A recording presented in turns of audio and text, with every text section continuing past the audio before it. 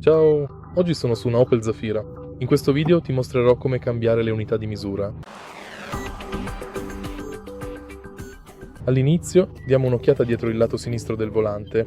Proprio qui abbiamo questa leva.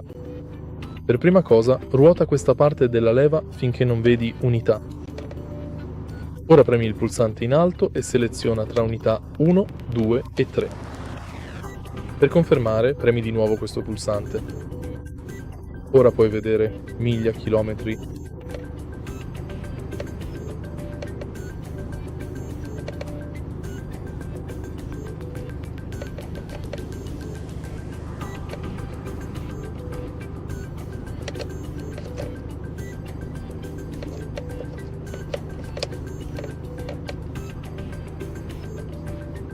E questo è tutto. Se hai trovato utile questo video, lascia un like, un commento e iscriviti al canale.